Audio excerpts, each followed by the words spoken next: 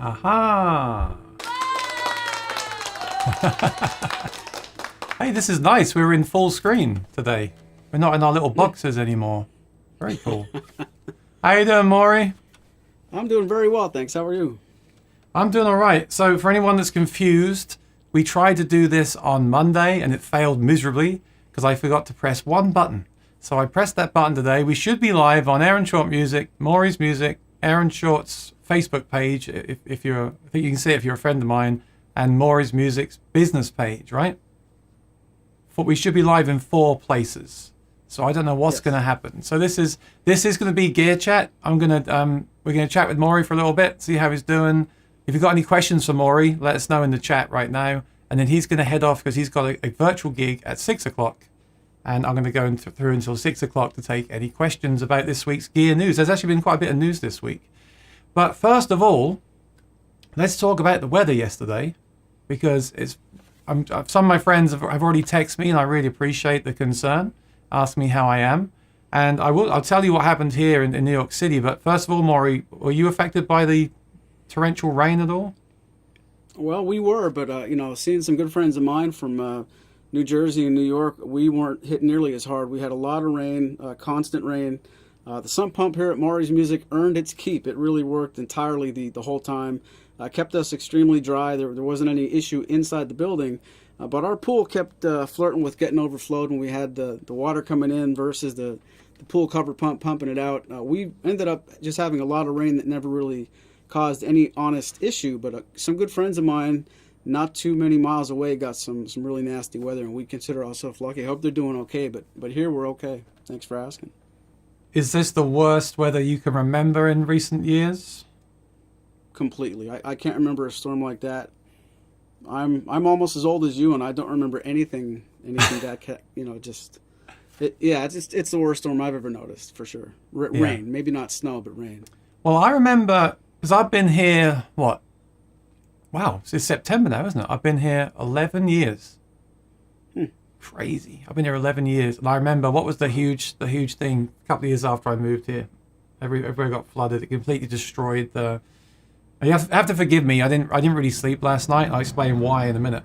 But what am I thinking of? The hurricane. Katrina. Yeah, Katrina. That basically just wiped out so many things. I remember that. I was in the city when that happened.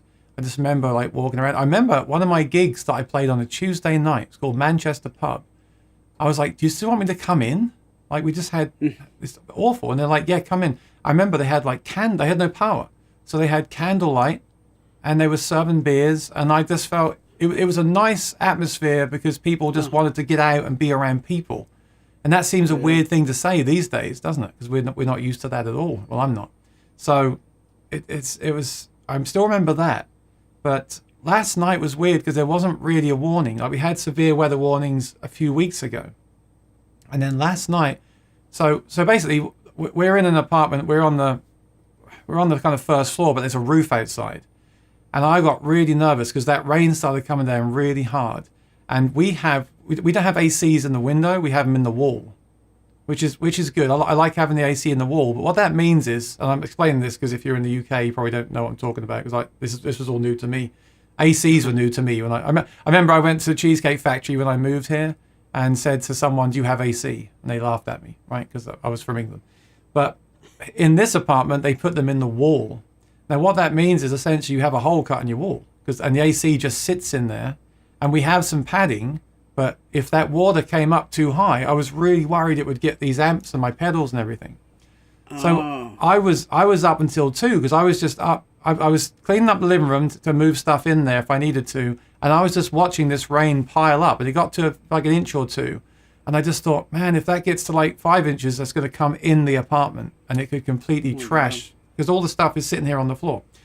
So I couldn't sleep. I wanted to know what was going to happen. So I was ready to move it in because it was getting higher and higher. And then about 2 o'clock, it just stopped. And it went. As soon as it stopped, it just drained off the roof. It was fine. Wow. So I thought, okay. And then I went to bed and I thought to myself, well, what about the car? I didn't even think about the car, And I just, and it was really terrible. I really felt terrible last night because I was reading on social media, people were just posting, can someone please come and help me get the water out of my basement or my apartment? Like, can someone please bring a pump here, right? And I felt terrible for these people. They're just begging like for help, like people that are on their own, haven't got any tools, and their place is just trashed, right? So anyway, I didn't think much else of it. And then this morning, one of the neighbors posted a picture downstairs in the lobby, because there's like the road kind of drains into the lobby. It was up to people's waist in downstairs. Oh my God! So, in the building. In the building. So what that means is, I'm still kind of in shock. I haven't been down there yet, but they actually punched a hole in the wall. I guess that's where the fire department drained it out, because it was that high. And you know, it's one thing seeing people on social media. Of course, I don't know them. It's awful, but I don't know them. But my neighbors downstairs, all their places are probably completely trashed. Right? It's just Wow. It's just horrible. And I heard them all night running around doing stuff. I thought they were just doing like the regular mate. I didn't realize what was going on downstairs at all. And then there's a garage. The garage is right underground, so some of the cars probably got trashed, because that happened before, I heard. And then in the lobby, if you've got an apartment in the lobby, well, I don't even want to think about it. It's just horrible. It's just absolutely horrible. So yeah, my thoughts go out to my neighbors and everyone in this area that was affected by that, and everywhere else too. I hear Jersey was hit bad, lots of places were hit bad, but it just makes me think, because I just wasn't expecting that at all. It just happened, and I didn't even know the extent of it until I saw the pictures. That's scary. Oh, Peter Gregg said not Katrina, Sandy. Yeah, sorry. Like I said, I went to bed about 2. I didn't sleep until 3. I was thinking about the car. And the car did get a little bit flooded as well. I have to get that looked at tomorrow. And then I kind of woke up at like 6, and I don't know. I felt all day like I'm just hungover. I'm not. I didn't drink anything, but I just feel exhausted. And when I saw those pictures, I just kind of felt shocked, So anyway, I still want to go live, and thanks for joining me. And I hope everyone that's watching is okay. So I'm going to read out I'm going to say hi to our friends in the chat. I know you've got to go, Maury. If anyone's got any questions for Maury, let us know. I got one question. What's that guitar you're holding? I don't know. I didn't look at it yet. This just came in from Martin. That's a D28, isn't it? It's D28. This is serial number 966. Yeah, we brought a bunch back the other day, and I'm going to be going back. What time is it now? 4? I'm not going to get there today. I'll get there tomorrow. But yeah, but I really don't know how to talk to you on camera without holding something like this right here. I don't need this for this show, and I just want to commend you. I know a lot of people that would say, hey, I have a live stream. Can I borrow one of your songs and put it on the front? You actually got me to play live on the front of your stream, and that takes some doing. So you did good there. I'm just used to it. I'm used to it. Whenever you're on, you start the show, which is, that's just the way it is. So hang on, you had 3 of those on. You had 3 D28s on Monday. Have you now got 4 D28s, or is that one of the 3? 4 or 5 now. I've got to double check. There's at least another one upstairs. Okay, that's good. All right, let's say hi to some people. David is here. Says first, congratulations, you get one of these. And I've got a new screen up here. What should I give him? I just got to find my. There we go. I should put that as number 1 really, so I haven't got to search for it. Sure. All right. Hi, David. Good to see you here. And then Thomas says, no, I was first. Ooh. I like it when the viewers are fighting over who's first. That feels good. It feels important.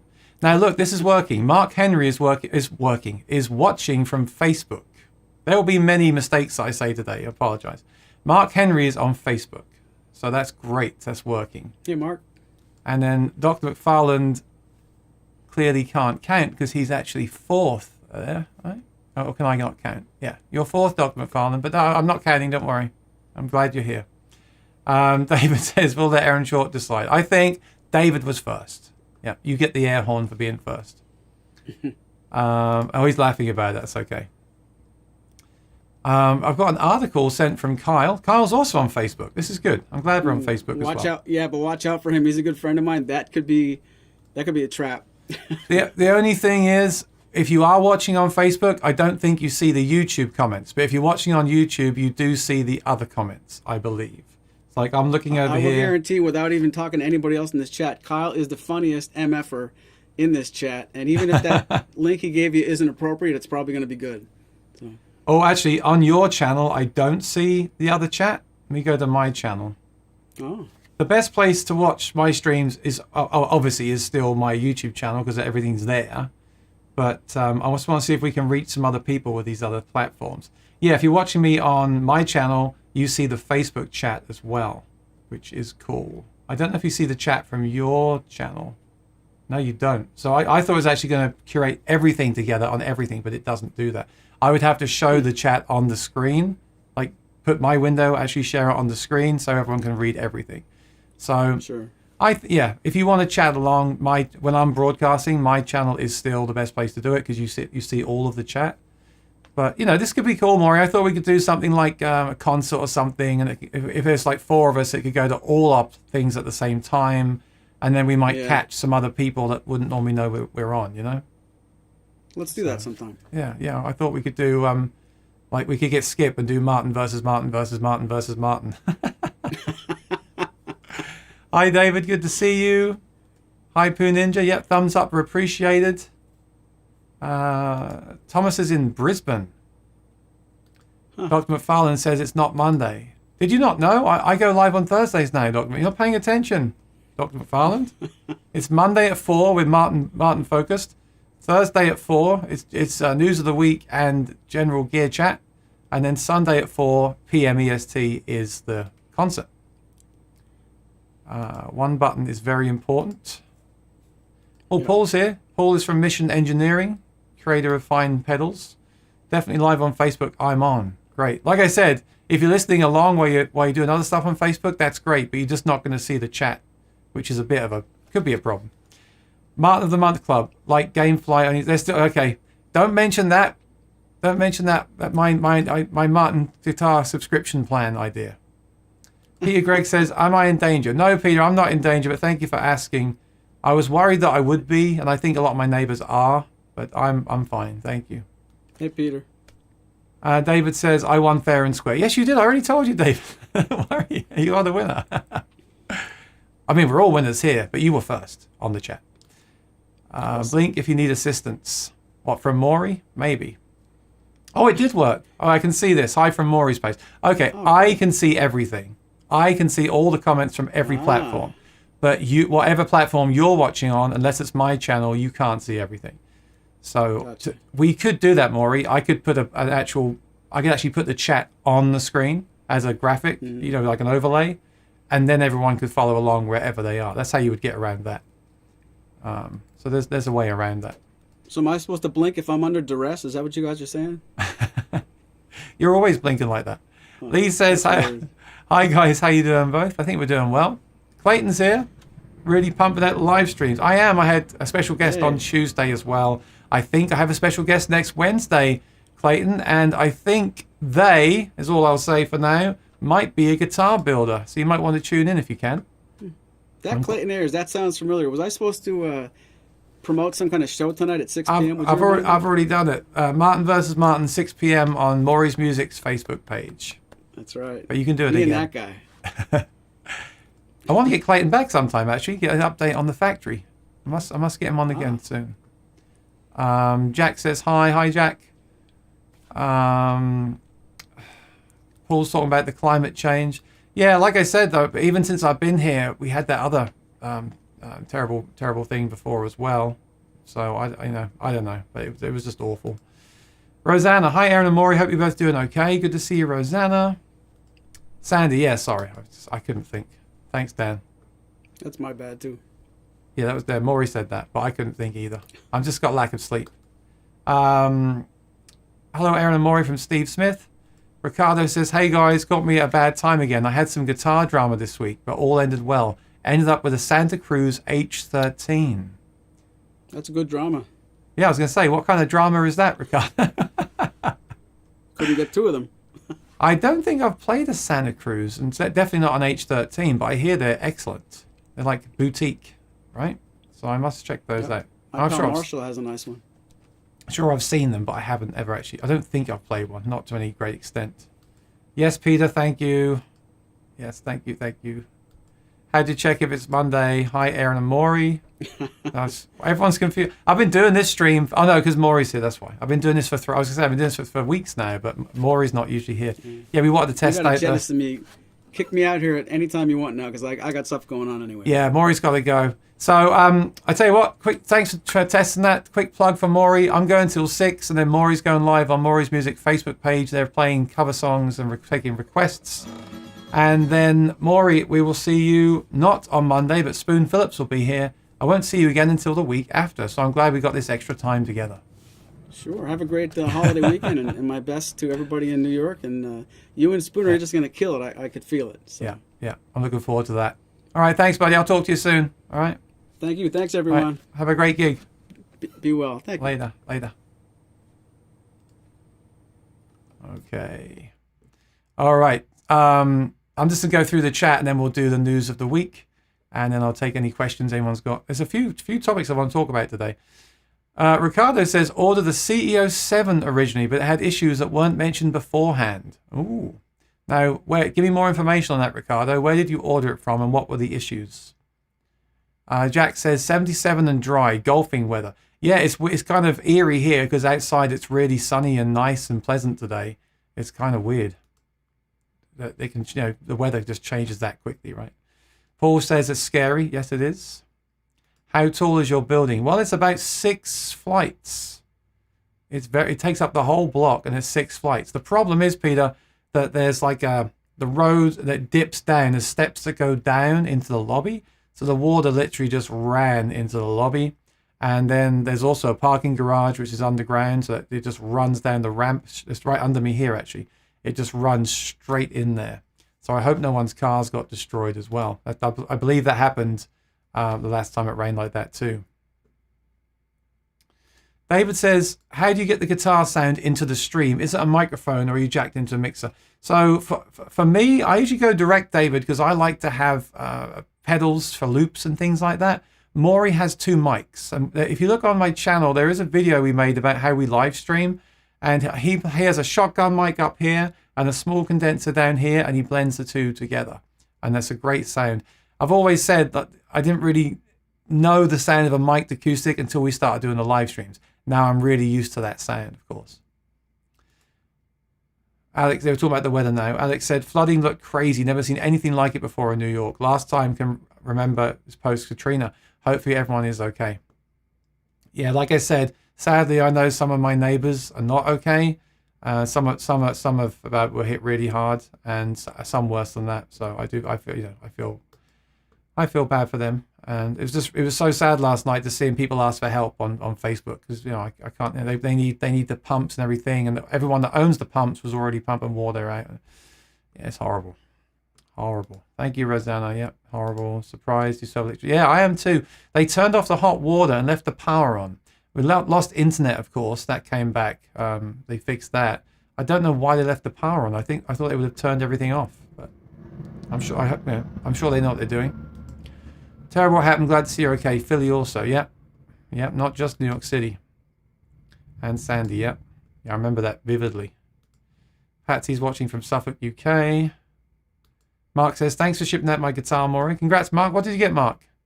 And if you want to send I'll move my screen around, so I've got to find my things. If you want to send me a picture or a video or an unboxing of that for the channel, then send it to sayhi@aaronshortmusic.com, and I'll show it on the stream on a Monday when we talk about Martin guitars. Hi, Donald. Good to see you here on Facebook. Jasper, talk about moisture. I do believe it's better to store your guitar in an M80 gig bag as compared to a Martin hardshell. Do you mean, do I believe, or do you believe, Jasper? Just clarify that for me. I'll tell you what I think. I probably don't want to be first. Heather won't understand if I say that Aaron gave me the horn. There you go. You can have 2 of them. Clicked on more. Yeah, it worked. That worked. I'm not sure how useful that feature is if we don't get all the chats together. It's, like I said earlier, it's still better to watch on the host's channel, so you get to see everything at once. But I just thought that could be really cool, because there's no limit what you can do it with. So I thought that could be really cool for like a concert, like a singer's concert, like a songwriting round. If I got 5 artists together, including myself, and we went live to all our channels, then all those channels are going to see that happening live, and we can cross promote with each other. So I with this restream stuff, I do like to keep it in one place so all the chats are together and everything's just easier for me to manage. But at the same time, for certain events, I think it's good to share them around. Andrew Rosario. I hope he's being serious when he says that. Lee's on Facebook and on YouTube. Great. Hey, Bimo, good to see you, buddy. Lee is just everywhere. Brad's on Facebook. One eye on the footy, other on the... Oh, who's playing tonight? Let us know what the score is. I think he said it's not Monday because when you get on and see you and Maury. Yeah. Like I said, lack of sleep. I apologize. That's right. We're not used to seeing Maury here. Philip Watson, how you doing, buddy? Good to see you again. Heather, good to see you, Heather. Can you play Blackbird on electric? Which one would you suggest? Yeah, well, I know you're a big fan of the John Mayer, Andrew, and I imagine John Mayer would make that sound nice on his Strat, with his kind of the way he kind of like flicks on the strings there to get that percussive sound. And hey, it would sound better than his piezo sound, right? Oh, there you go. I feel like I'm in a radio station. This is way too high. It should be down here, but in a different position. But I feel like I'm in a radio station now with this stuff. Really nice. Lee says, Clayton, I've just been to the river collecting bait for fishing tomorrow. Very nice.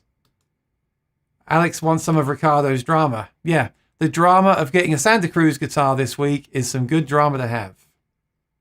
This was confusing. Yep, I get it. When you saw Maury playing the intro, you thought it was the Maury show from Monday, right? That was just a test. But hey, I love this Ecamm Live software because I can just have people on.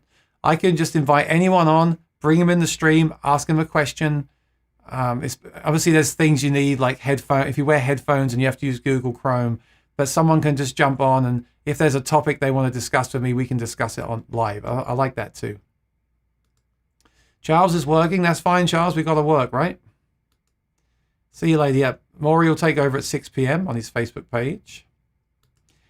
Now, I don't know if you're asking me or Maury this question, so please clarify.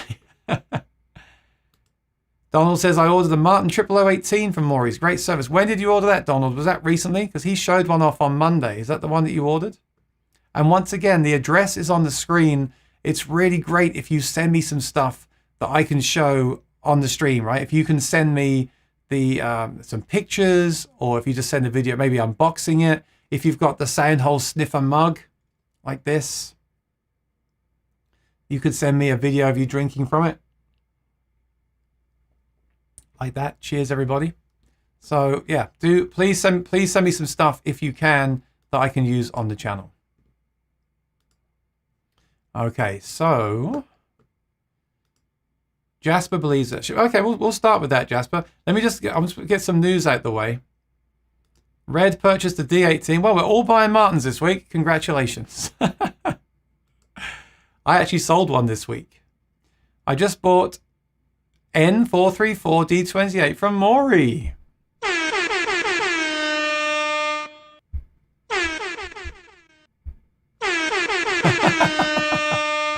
Well, Philip Watson, you know what you've got to do? You've got to send me another video of this guitar. Congratulations. So the N434, that was on his website. I remember. I think I told you about that, right, on Monday. And then he played it for you and you purchased it. Congratulations. My collection will be complete. Are you sure? Are you sure a guitar collection is ever complete? Because I do believe that the formula for a completed guitar collection is infinity plus 1. And I'm not great at formulas and things. I could be wrong. Do you agree with that? Congrats, buddy. I'm sure you'll love it. Just happy I also bought a Woodstock model on Reverb last night. It's going to be in my display case. Yeah, I love the Woodstock model. I would like one of those myself for traveling with. England are beating Hungary 3-0. I can't believe that. Really? Why didn't they do that a few months ago when we needed them to? How many guitars do I have? Do you want me to count them?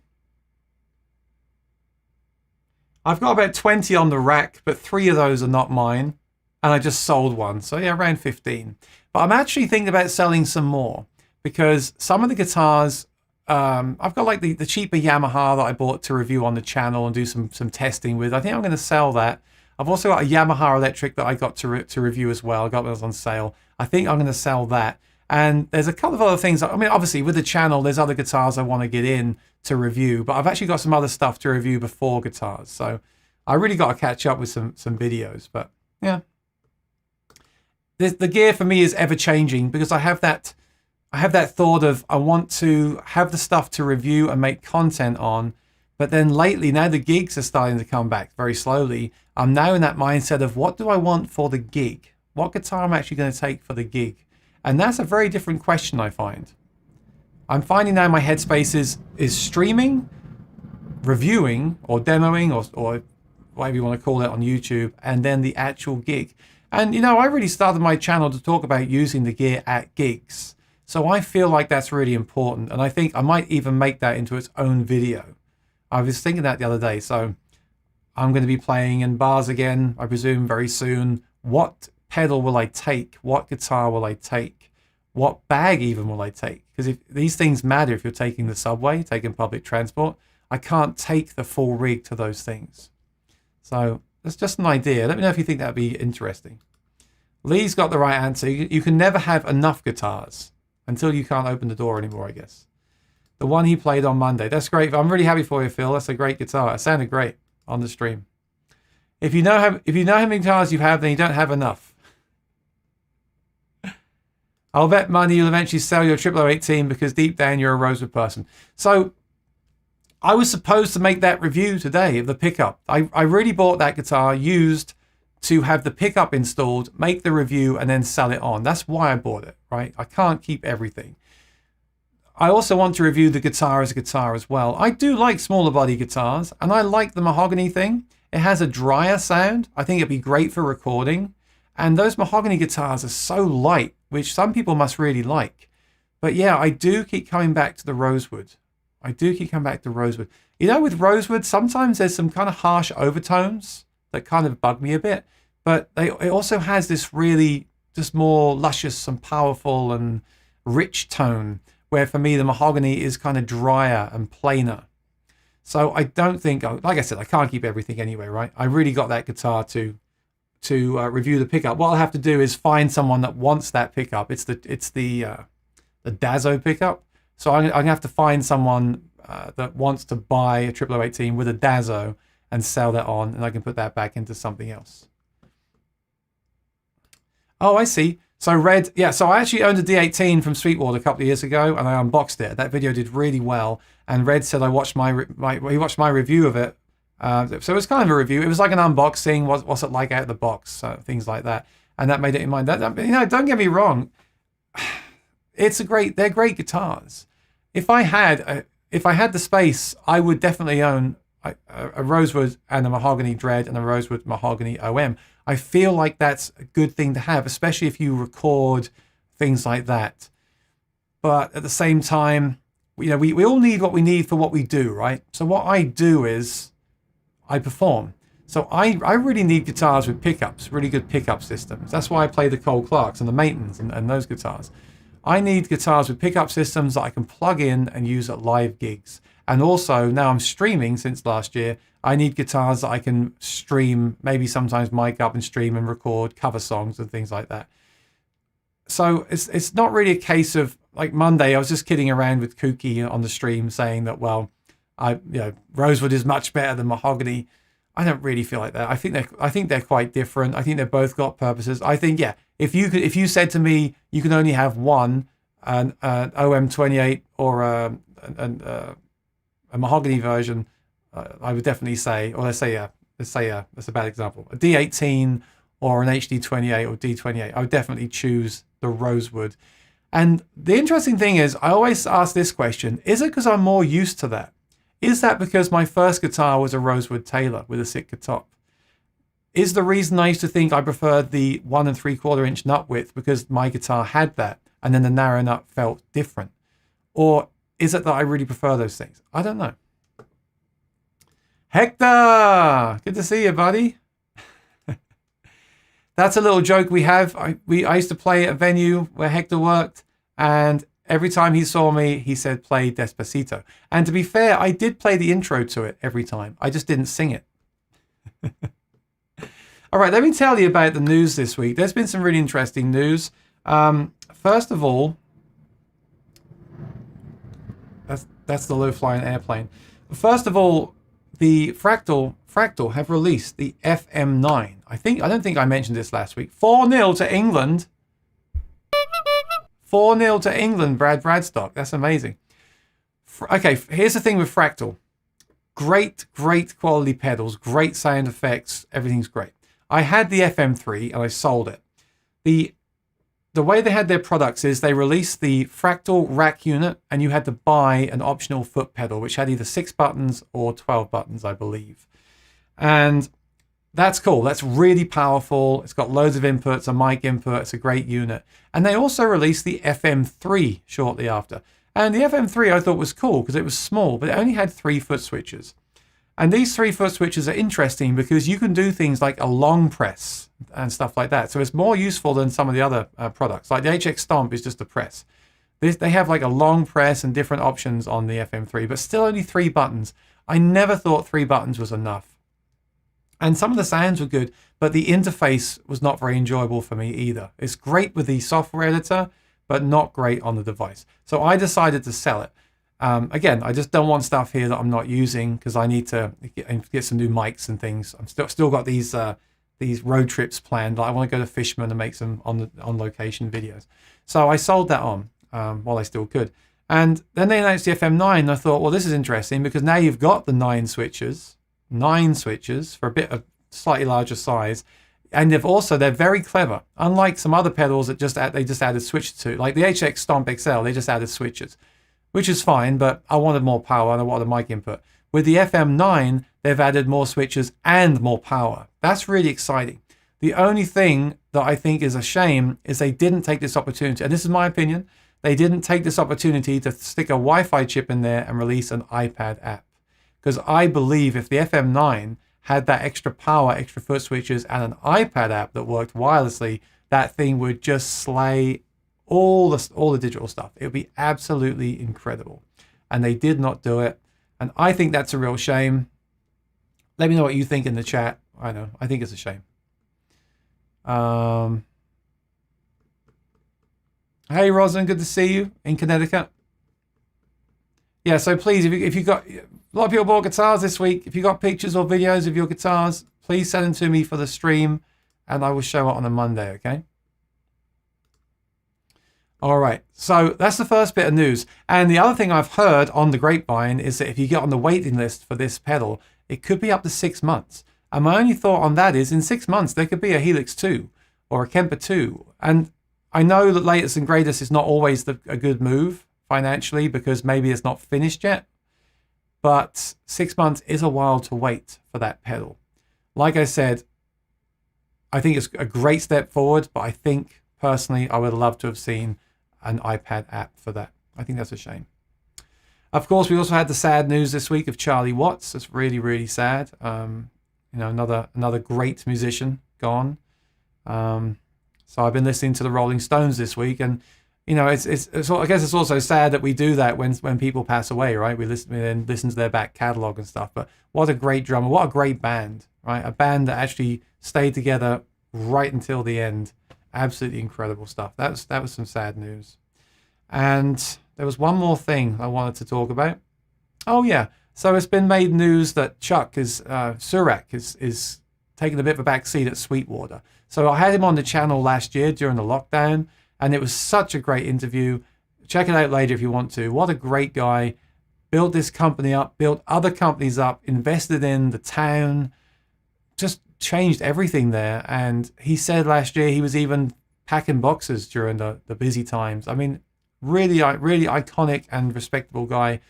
And he's decided to step down. So I don't know how I feel about this. Of course, when these people step down, the first thought is fear and sadness. It's a bit like when Martin announced that Chris Martin would be taking a bit of a backseat too. Not sure if that's the right phrase, but you know what I'm saying.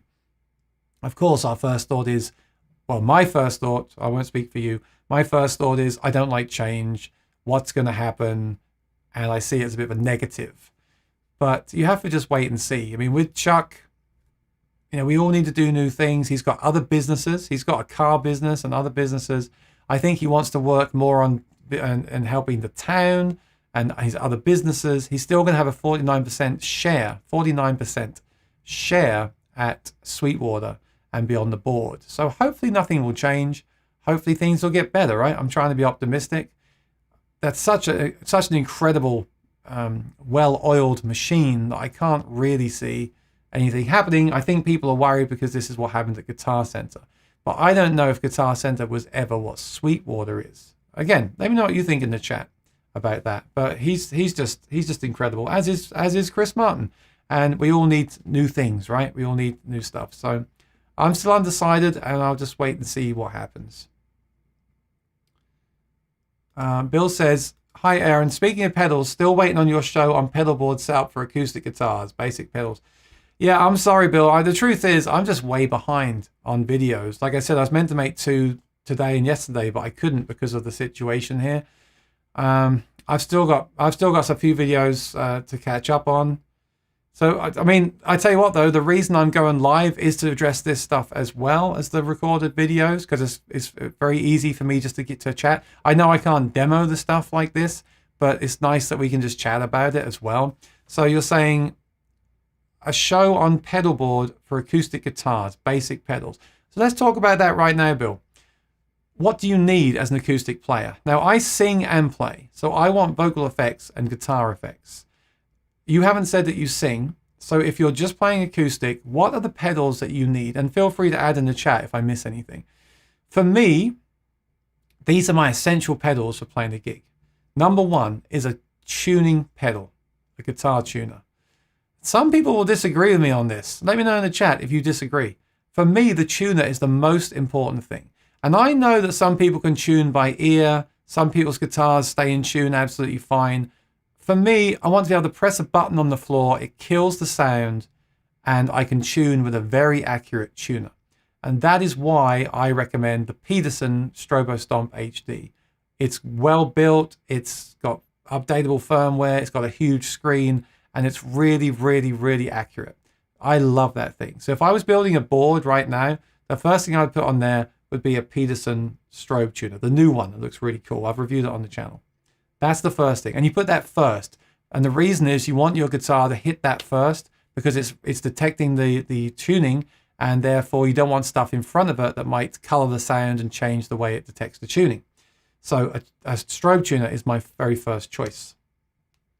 Other pedals you might need. You're probably going to need a reverb pedal. Now, some mixers have reverb built in, so that might not be required. I like to have a reverb pedal simply because some mixers may not have it, or you might want more at times.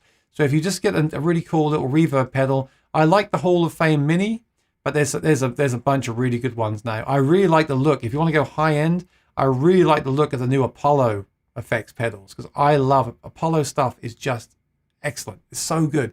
So I've got the Twin here. I've got the Oxbox. And they're just amazing. I love it. So if I would get that, if you really want to go high end, I would get the Apollo reverb pedal they just released. I haven't tried one, but I just love their stuff.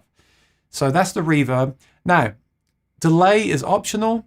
They also make a delay pedal. And tap tempo for me is essential. So you can tap on it and it will put it in sync with what you're playing.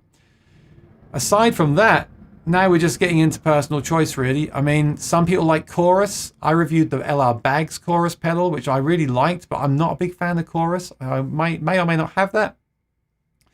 I always like a clean boost. So what this is it just makes your level louder. And I put that at the end of the chain, because if you put it at the front, it will also push the level into the other pedals. So I put that at the end, and it just makes everything louder, basically. And I usually set that between 3 and 5 or 6 dB, depending on the guitar and where I'm playing. For me, a clean boost is really important. And one of those would be, it's on my board, I can't think what it's called. I can't think. And the problem is they just changed it, and I don't like the new version anyway. If anyone thinks of a good clean boost, let me know. But a clean boost, all a clean boost has got to be is I mean, it's got no sound. It just makes everything louder. So you can use any clean boost, right? A lot of companies make, like this, I think TC make the Spark pedal. And then I have to have a looper. And for a looper, I would recommend the RC500. Really great looper pedal with 2 tracks, and you can load tracks in as well. If you want to go smaller, the Ditto ×2 is very easy, very simple, but doesn't have the tracks in there. So that would be my board. I would get a smallish board that fit those pedals, and I stick them on there with Velcro. I would get something like a Fender. Fender just released a really nice power supply. I would get that. Check out their website. They just released them. There's like a 3, a 5, a 10 different sizes. And I'd mount that underneath, and that would be my acoustic board. I would use very high quality patch cables. I like Megami cables, and I would either plug in with a Megami cable to my guitar, or I would use a very high quality wireless system. Do not cheap out on the wireless systems, because they'll cost you the risk of losing the signal, which they can even with the high-end ones, and they might risk taking your tone as well. I really like the XSW Sennheiser systems. I know I'm talking through this quickly, but this will be available to watch again, so you can just come back and watch it again. So I will try to make that video, definitely, because I think people will be really interested in it. But that is what I would do. And the truth is, talking about gear I actually use at gigs, I wouldn't use any of that right now. I take the TC Helicon Voice Live 3 Extreme or the TC Helicon Play Acoustic, because that actually has reverb, delay, clean boost, tuner, 3-track looper. Right now they're around $500-600, but all those pedals and all the other stuff that has will cost you the same, and everything is in one lightweight pedal, one power supply. You haven't got to buy the pedal board. You haven't got to buy the power supply. I mean, some power supplies are $200. So if you sing, my advice really is, if you sing and play acoustic guitar, the Play Acoustic or the Voice Live 3, the Voice Live 3 Extreme, if you want to go a bit more adventurous, or the Play Acoustic, if you just want real simple, is the way forward. And also the optional Switch 6 pedal, which gives you 6 more programmable buttons. So that's what I would do. Oh, there's one more. The T-Rex Soulmate Acoustic also has all those things with no vocal effects, and that's a very good pedal too. But yeah, for me as a singer, people were talking about this on Acoustic Guitar Forum the other day, about the TC stuff. It's just, for me, there is just nothing better than that stuff. It's so good. So I hope that helps. Let me know if that helped you out. And if you've got any more questions, feel free to ask me. Alex says, I've heard nothing but good things about Sweetwater and nothing but mixed things about Guitar Center. I have only ordered a few things from each. In my opinion, the biggest drawback from Guitar Center for me right now, and this is my experience and some of my friends, is that they're selling stuff, and when they ship it out, it's actually floor models. It's not new. Sweetwater are very smart with this. They sell new, but if you send it back because it didn't work out for you, they will sell it on to someone else as returned, as B stock, whatever you want to call it, used, whatever you want to call it. And they'll put pictures of that item, and they'll reduce the price for that item. So I like the way they handle that. I personally purchased a Godin just before lockdown from Guitar Center, and they gave me a slight discount, and I ordered it. Great, assuming I'll get a new one. And what arrived was a guitar box with no guitar case, bubble wrap around a floor model guitar that was filthy dirty, rusted strings, and actually had some scratches on it. And since that happened, of course they gave me a full refund, that's great, but since that happened, I've heard of several other people, including a good friend of mine recently who was looking for an Epiphone Hummingbird. And they sent him 2 floor models. And I believe he bought it full price and paid for their protection plan. And they sent him a floor model, and he could tell because it looked like it had some marks on it, and there was something else missing. Oh yeah, the original box was missing. See, people laugh at me when I do these unboxing videos. They're actually really useful, because if you buy something and look up the unboxing video, you can make sure that it looks the same and hasn't been used by somebody else. So he went through that twice. So that's not good. I'm not completely against Guitar Center. I just got that head rush from them. I traded in a pedal, and I got 15% off the head rush pedal, and that was cool. Sweetwater won't do that, but yeah, I hope they figure that out. They need to kind of change that policy, I believe, in my opinion, of course. That must be why I didn't get any candy with my Sweetwater. So what did you get today, Olds? I don't think I've ever eaten the candy from Sweetwater. I do eat a lot of candy, but I don't think I've ever eaten their candy. For years, I used the TC Harmony GXT, but I've recently upgraded the Voice Live 3 Extreme. It has everything I need. Thanks for the recommendation. Yeah, so Brad saw me using that pedal on my stream. That's what I mean about actually using the gear on the stream and at gigs. It's real. It's practically demoed, right? And he asked me what I'm using, and I recommended it. And, you know, there's always a bit of a learning curve. Digital is not like analog. You could buy those individual pedals. They're more hands-on. I love that approach. You just turn the knobs. I do like that. But with the Voice Live 3 Extreme, it's going to be a harder entry point. There's going to be a bit of a learning curve. But if you just read that manual several times, then I think, and start simple, I think you'll be fine. And I think it will pay off because you'll get all those things in one box, which is very nice. Bill says, I have in order a tuner. Okay, so you've got a tuner, then the wah. That's good. So are you using wah on acoustic, reverb, and electroharmonics C9? Not sure my order is right. The C9, what is that? Is that the chorus? Electroharmonics C9. Or is that one of those organ pedals?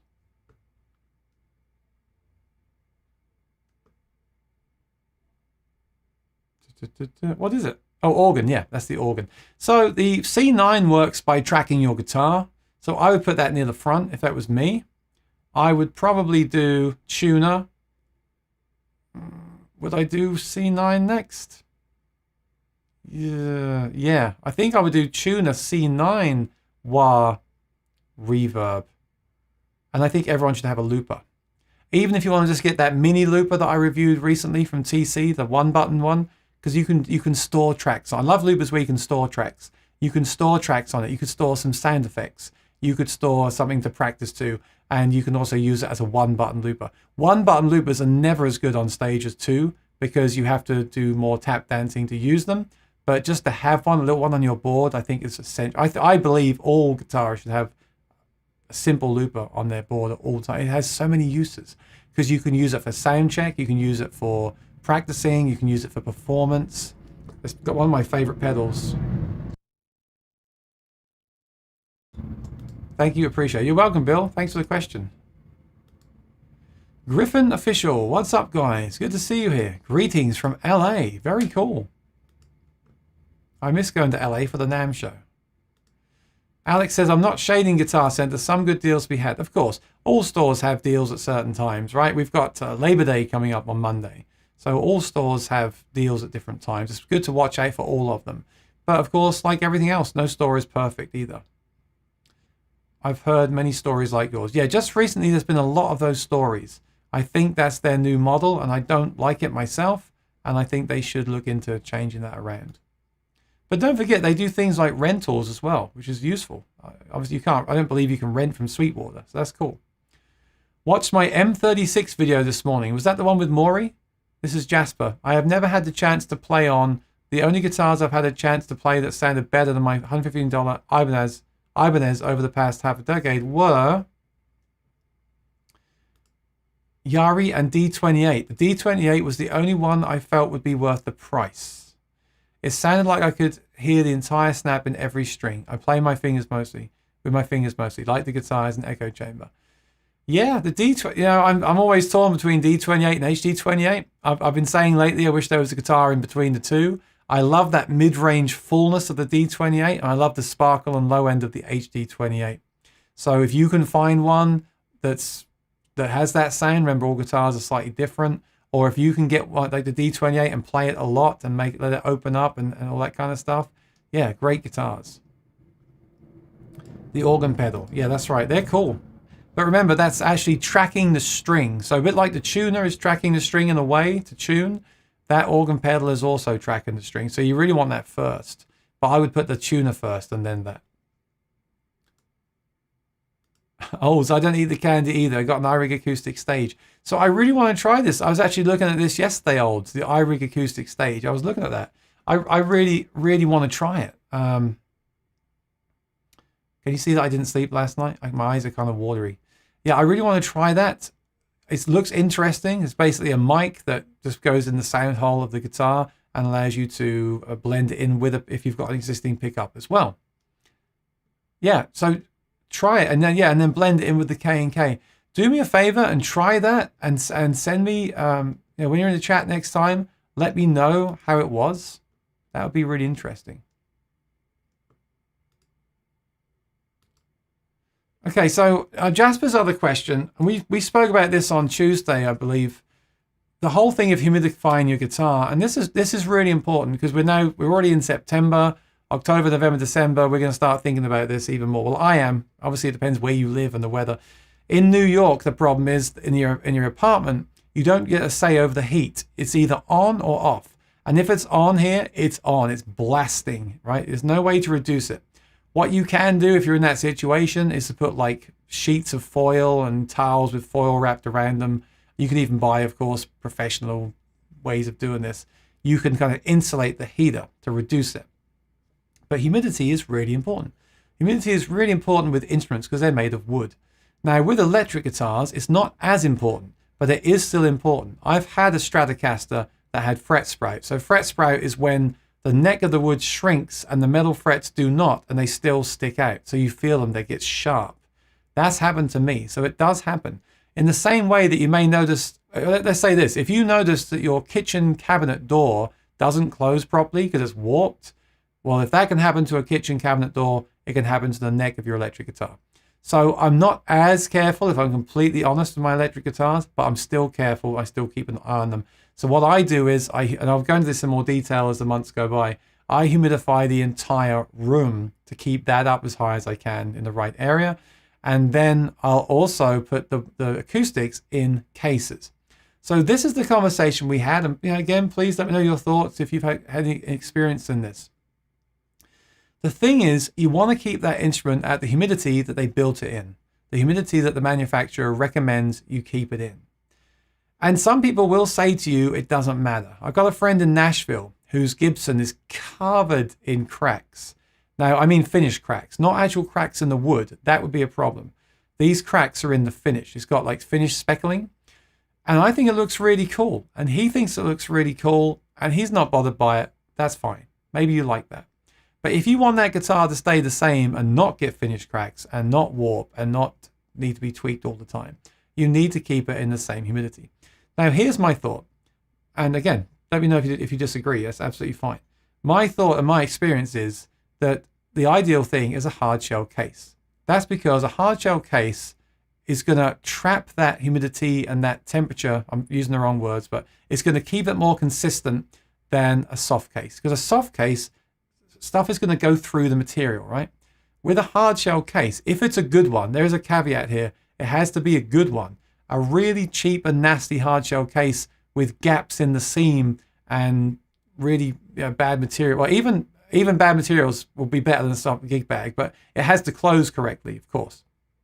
And there's been tests done on this where people put like a dry ice machine or fog machine in a case and look to see if the fog comes out the sides. You want that to be completely sealed, right?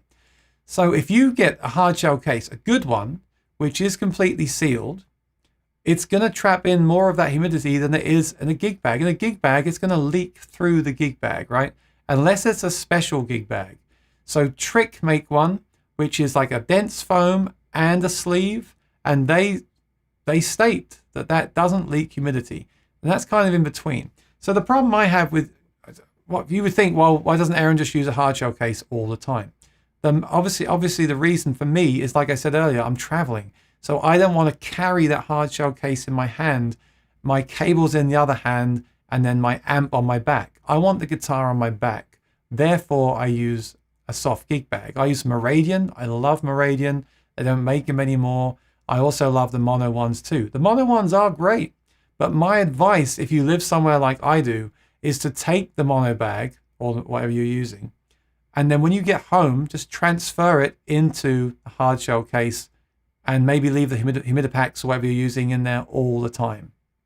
Another really good tip that I got from someone is if you're using the gig bag, or even if your guitar is just really bad, really dry, put like a non-centered trash bag around the body and pull the strings tight, and that will trap in the humidity. So that's actually something you could do, Jasper.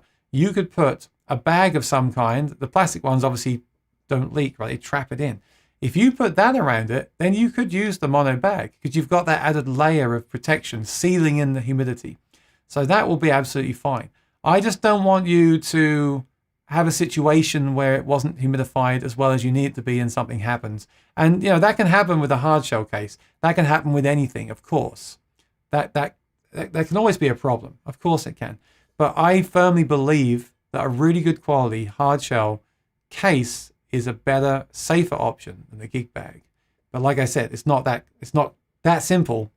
But hopefully what I've explained makes sense. The hard case is going to trap in the elements, whereas and also keep them out, like moisture and rain. Whereas the gig bag, depending on how it's made and what it's made from, is going to leak that stuff out.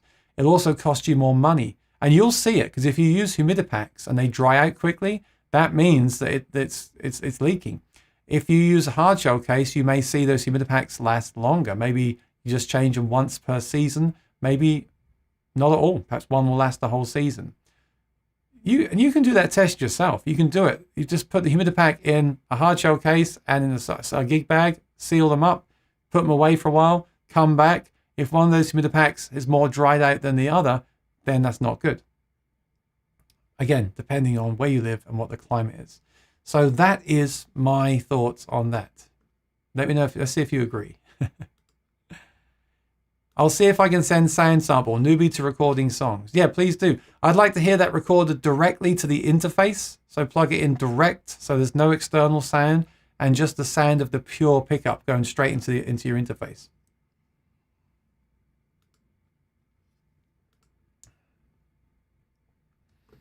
Jasper says, thank you. Do you recommend that D28 or HD28 for a player that does not strum with plectrums often? I mostly play fingerstyle, but love the way D28 sounded. I played different 28 recently, however. It did not sound as good as I remember the one sound I played about 3 years ago. Well, this isn't an easy answer either, Jasper, because there's a few factors here. The first factor is the guitar you played 3 years ago is possibly not the new version. Could be pre-reimagined series. That's a different construction. So if I'm right, then and you like that more than one you played yesterday, you might want to look for one of those. The other factor is I do believe all guitars have different sounds, not drastically, but I'm a bigger believer in like the age of the strings. For me, a few weeks after the strings die, a guitar can sound terrible. So if you're the kind of person who sweat ages strings quickly, or not even you, the person that played it before you in a store, maybe those strings are dead and therefore that guitar does not sound as good as the other one. So you have to kind of figure that out first of all. And then more of a generic question or answer of which one is more suitable for fingerstyle. And a lot of that just comes down to personal choice. Because I could argue that the extra mid-range of the D28 is going to have more of a fullness to the notes. But then again, that scooped sound that you get from the HD when they scallop the bracing will give you more sparkle and low end. So that really depends on you. If you like sparkle and low end, the HD28, and I'm a huge fan of HD28s. If you like mid-range, the D28 definitely has more of a full mid-range. That's really up to you to listen to the comparison I made on the channel, other people's comparisons, and play them both back to back and really think, what sound am I looking for? I wish I had if you really push me for an answer, I will always go for the HD28 over the D28 just because I had one for years and I always loved them. But the D28 is definitely worth considering. It's not an obvious choice. But I see the D28 as more suited towards lead players and bluegrass. Fingerstyle, some people would say get an OM28 for fingerstyle. The dreads can work well for fingerstyle, but I believe it's a very personal choice. You can play it on either. There's no right or wrong choice. I would probably go for the HD28, but if you think there's too much low end there, then the D28 is the way to go. I hope my answers make sense today. Even here in the UK, humidity can be an issue with heating on the winter. Yeah, I never had a problem in the UK, Lee, but a friend of mine in London had a Martin explode because of humidity. It wasn't humidified correctly. But again, a lot of that comes down to you and where you live and your house and where you store it and the case you store it in. Just because his guitar broke in his flat in London, I never had a problem and I never humidified a single guitar. So that's why you've got to look at where you live. Like, I can give you advice on this apartment and the environment here, and that might be completely different where you are. Even where you store it, like never store your guitar next to a radiator. That happened to me once in another apartment. I had it in the living room, fairly close to this huge radiator, and of course it got to that time of the year, they turned it on and it just went blast, and it's the change. That's the problem with heat, is that drastic change. So it just blasted and it just cracked. And these things can be fixed, but it's just annoying, and in New York it's expensive to fix these things. So I hope that helped you. A D41, I probably always go for the D41. Some may say it's more of a visual thing. I really like the D42, and the one I did play had a more of a ring to it, which I really liked. Again, was it that guitar? I don't know. I'll tell you this though, Jasper, if you ever play a guitar and just really connect with it and really love it, then consider getting it, because that doesn't always happen. It doesn't always happen.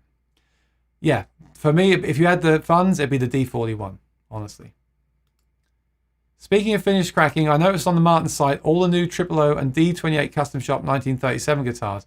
You can get them with stage 1, lightly aged finished. They have light cracking and crazy. So let's talk about this. What do you feel about this? Is this good or bad?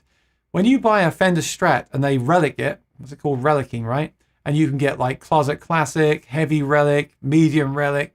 Do you like that? Do you like buying a guitar that's been relicked and aged by Fender? Or would you rather get a fresh guitar and have that happen yourself? And now Martin are doing it too. They're not calling it relicking, they're calling it aging.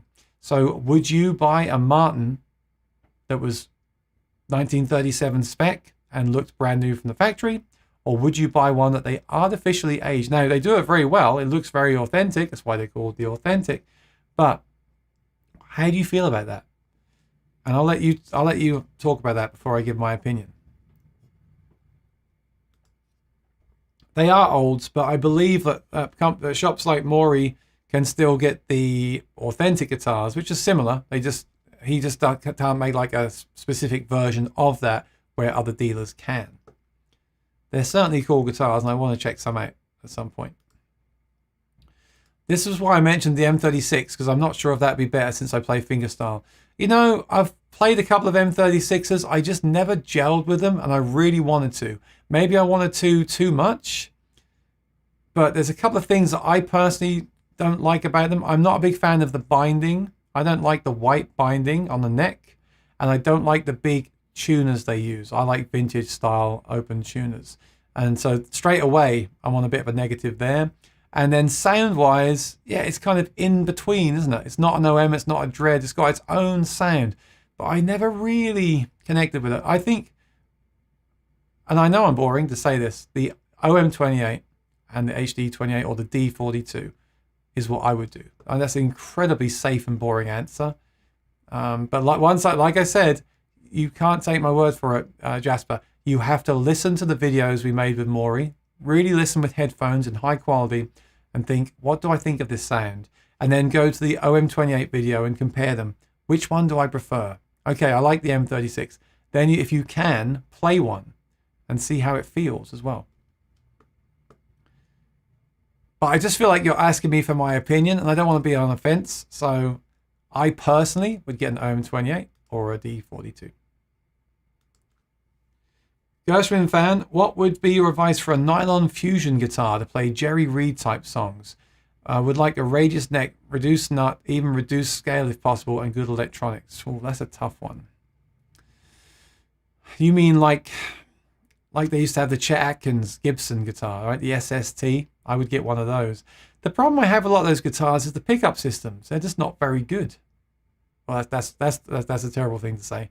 Like the Godin would be interesting. The Godin is cool, but the problem with the Godin is that they just have a basic undersaddle pickup. Now, first I'll jump over and show you something on the web here. Let me see. I would probably get, I won't say get, I'll say look at the Godin. Now, the Godin, some people love them. I find they can be a little bit weighty, a bit heavy. but I know a lot of players really love them. And they've done something interesting. They've actually done away, as far as I know, with their MIDI pickups and their basic undersaddle pickups. And they've actually gone to, I think they've gone to LR bags now, but maybe not on the model you're talking about. Let me take a look. And tell me if I'm wrong. I think you're talking about something like this. Oh, hang on. This is the one with the synth access. Let me just bring you onto the screen. Otherwise, you're just watching me hunt for stuff on here. Okay.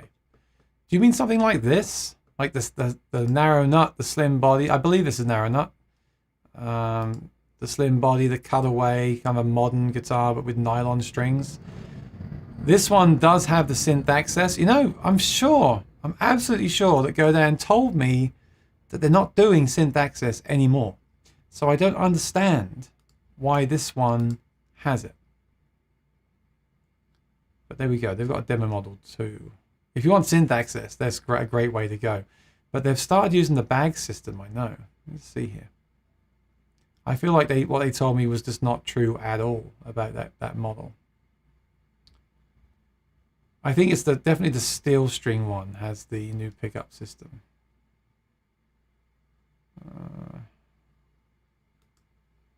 Maybe it's this one. Or is this the same one? No, this is it, I think. Is this the... Let me see what the... Oh. Oh, wow. Well, that's interesting. I know the steel string model. So they actually made like a Doyle Dykes fingerstyle guitar, which was steel string. And they had a really interesting pickup system, which was the Baggs Anthem bass system. It wasn't the Anthem. It was the Element undersaddle with the Lyric mic pickup. And something else. There's 3 pickups in there, like the lipstick pickup. I thought that'd be a really cool system. This actually has a new system. I don't know what this is. I mean, look, these guitars are a great price, but I don't know what this is. Look, check this out. Thin line design, amazing pickup system. Maximum control over your sound thanks to custom dual source electronics by EPM. Who is EPM? Does anyone know? So it's an undersaddle and a soundboard transducer.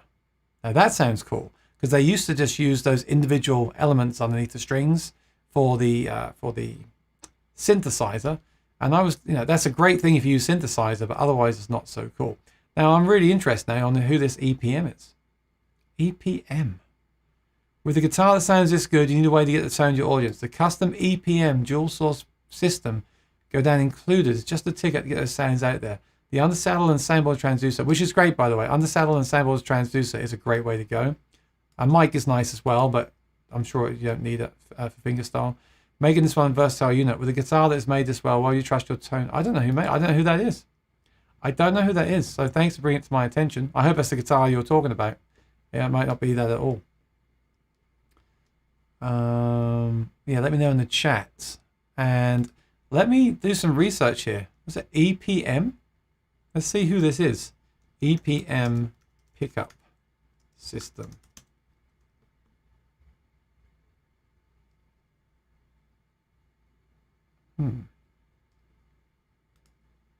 I want see, and this is the problem now. I want to try it. Does anyone know? Has anyone tried this system? I want to try this now. This is not good. Here we go. So it says, let me just move myself out of the way. Godin EPM Quantum IT acoustic system with tuner, battery, cables, bag, and jack. So this is if you bought it separately. That's what it looks like. You got treble bass, volume, a tuner. Looks like it's either made by Godin or it's a license from someone else.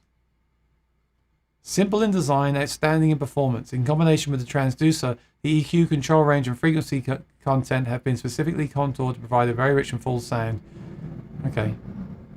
And tuner. See, I mentioned the tuner pedal to our friend earlier. Well, with this, you wouldn't need that because it's got the tuner in there. So you could, if you want, take the tuner off. I still like having the pedal tuner as well. They tend to be more accurate and they let you mute the sound. But you could actually take that off and just use this tuner. So, oh, I got the weight. So that weighs just under a pound. It's pretty heavy. That's the different parts to it. So this would come in that guitar. I have never heard of this one. If you've ever played this, please let me know, and I'd like to check it out sometime. You know, I find with nylon guitars, sometimes just a basic undersaddle can sound really good. So this undersaddle combined with that would be really cool. Now, is that the kind of guitar you were asking me about? Let me just see who actually gave me that question. Gershwin fan. Is that what you meant? Thin body, yes. Now, do you want that thin? Do you want to go that thin and modern? Ah, to the multi, yeah. Well, if you don't want MIDI, that's the guitar I'd seriously consider. Now, the only other thing I might consider is one of those new Yamahas, because they are really cool. Do you know what I'm talking about? There's a new nylon guitar that came out at NAMM last time. Let me just take you over there and show you that. I'm just going to find it. Of course, you could get the silent guitar. Don't overlook the silent guitar. I used mine on stage last week at a wedding because I was singing with a band. I didn't want any feedback or anything like that. And this is the silent guitar. This is uber modern. This is so modern looking. You might just not want that at all. But you know what's great about these? They have very good pickup systems, lots of controls. You can plug in headphones. They pack down to nothing, so you can take them out with you. And also, they will never feed back. So I would consider one of those, and it's also more affordable because there's less wood there, right? And then they just released a new series, the NTX1. This is worth checking out, I believe. Let me just find it for you. NTX3. This is a bit more higher end. And one of these guitars is a thinner body. It's like a thin line, so you might like it. It's a bit more traditional. You've still got the cutaway. You've got their atmosphere system, which is a very nice system, which I've reviewed on the channel. It's very good. You just can't. I often say I don't really connect with this brand, but you just cannot deny the price and quality. I bet this guitar is phenomenal. If you want it, if this is the shape you're looking for, and I'm not sure if this is the thin body. One of these guitars is the thin body version. It might be this one. They made it to be a bit more modern than the other ones. I think are a fatter body, wider nut. I think this is the thinner nut with a thinner body. You want to confirm that before you buy one. But I mean, just look at the quality for $1,000. Look at the binding. Look at the wood. Look, it's just really, really nice. Look at the rosette. That pickup is really good. It's one of my favorite kind of third-party systems that ships with a guitar. Yeah, hopefully that will help you out there. That's what I would go. The Godan I showed you, I haven't tried that pickup, but if you want to go the Godan route, I would look at that. The silent guitar, if you want to go really modern and something you can travel around with, because it folds down to a very small size, and you haven't got to worry about humidity with that, right? Not really. You do, but not really. Not like you do with a guitar like this or the NT, which is just, I just know it's going to be incredible. Because the red label I have, again, I was talking about selling some guitars. I might sell my red label simply because I'd rather take other guitars to a gig. I'm not using it, but that's a mahogany guitar, and that sounds really good. And that pickup is very, I'd say, solid. It's not my favorite pickup, but of all the third-party systems that comes in a guitar, third-party, should I say first-party, of all the systems that are built into a guitar, that's definitely up there with some of the best. So, oh, Bill says, I think that body is walnut. Let's take a look. And by the way, these are the humidipacks that I recommend. The Dario. I always say it wrong. Great reviews here. Specs. Let's take a look at the nut width. Did you say you wanted... Oh, the radius is there too. And the nut width, 1.875. So I don't know. I forgot what specs you said you're looking for. But if these specs are what you're looking for, I wouldn't hesitate to recommend this. You're right. Yeah, you're right. Thank you, Bill. It is walnut back and sides, African mahogany neck. I mean, isn't that price great? Just incredible. And of course, there's none available right now. You know, I was looking at PRS guitars earlier, and I thought to myself, why can't I just search for guitars that are actually in stock so I can see what they actually have in stock? And I realized the reason that option wasn't there is because they don't have any. all the PRS guitars right now at Sweetwater are sold out. And as they come in, they're pre-sold, which is crazy. With this, let's see if the option is here. It should say, here we go, let's see. So they've got 9 in stock. This is cool. You can see what they've actually got. So that's what they've got in stock there. That's really useful if you're buying right now. So there's actually an NTX1 for $460. That's amazing. But that's not the same guitar. That is not the same guitar. The Trans Acoustic is fun if you're into that. It's got built-in reverb. I would go for something like that, the NCX3 or the other one I showed you. Yeah, this is the only one that's in stock right now. Let's see. I want to see what the weights are. £4 3 ounces and £4 4 ounces. So you can look at those. Yeah, I think, but you can see there's a different shape to the one I showed. I'm sure the one I showed you just now before this is the more like modern guitar. So I hope that was helpful. Okay.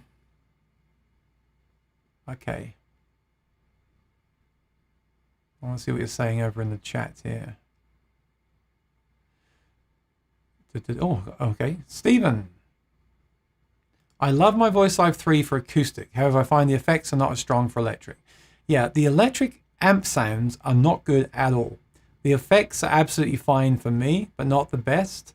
And at that point, if I'm not playing any electric amp sounds and I'm just doing vocals and acoustic as an all-in-one package, I'm fine with that.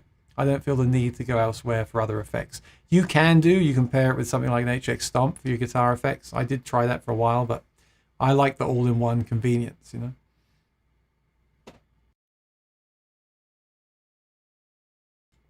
Jasper says thank you. You're welcome, Jasper. Like I said, it's all just my opinion. It's my opinion based on a lot of experience, but it is just my opinion. I never want to say something and then someone has different experience and I get blamed for it. So bear that in mind. But yes, a lot of this stuff is they say like treat your guitars like you would treat yourself, or like you would treat your car. Like you wouldn't put Coca-Cola in your car, right? So don't put your guitar in a soft case next to a radiator. So, and if you're too hot, it's too hot for the guitar. If you're too dry, if your skin is drying out, it's too dry for your guitar. Right? Thin body 2. Yes, so that the Multiac could be an option, or the Yamaha. I think the Silent guitar might be a bit too much, a bit too radical, right? But they are good. They are cool. Or the Kirk Sand. Yeah, they're much more money. That Go Down looks interesting. I'd like to try that pickup system. I want to know more about that. I don't play a lot of nylon, but I would like to have a nylon in the same way that I like having a bass. I never play it. I always play 6-string electric or 6-string acoustic. But it'd be cool to have one of those Go Downs around. Thanks again. To add to the conversation for others in the chat, I think those worn authentic guitars may be best for someone who doesn't think they'll be able to own theirs long term enough to break into that point. Yeah, I agree, because there is mojo with worn guitars, and it does give you that impression that it's an older instrument. And for me, the whole thing with Martin is that old guitar that you find under the bed, right, from 1939. So I think it's got its place. It's just a weird concept that we buy something that's already been aged, right? Brad says, I've got a Go Down A6, 1 piezo and humbucker, 2 jack plugs. Now, I tried the A6, and it's an interesting guitar, very easy to play, and the humbucker is cool. The problem I have with that guitar, let me just see here, Go Down A6. And I'm sorry to be a party pooper, Brad, but, I guess people want to hear what my experiences are, and feel free to disagree with me. What I found was, and this was a few years ago, perhaps they've changed them since then, but what I found was when I tried one of these, is this. The pickup is in the neck. And for what I do, I want the pickup to be in the bridge, because this is a great jazz guitar. It's steel string, and you can blend that warm humbucker in with the piezo pickup, and you get a warm jazz tone. I tried using it on a rock band gig, and I had to just add a ton of treble to that humbucker to make it work in a rock band. It's not in the right position. For a rock band, I'd love them to release a version where that pickup is in the bridge position. And then the other thing is this pickup in this guitar, the basic undersaddle, is just not really something that I want to personally hear. I'd have to run it through some other pedals and things like that. I'd like to see them, I guess that'd be more like an Acoustasonic. I'd like to see them move this humbucker into the bridge and then use something like the Bags pickup in there, or maybe this new pickup they're talking about. Let's see if they're actually using that in here, what this is. What is the pickup system? You see, it's a custom go-down undersaddle transducer and custom preamp. So it's just that kind of undersaddle tone. So that's why I didn't gel with it personally. But I think, again, just my opinion, if they made one of these with that new system, which has got the undersaddle and the body sensor, and they moved this pickup to the bridge position, or even had two of these, I'd probably buy one. Because their value is outstanding. Look at that, $950 for this is outstanding. Their quality is really great.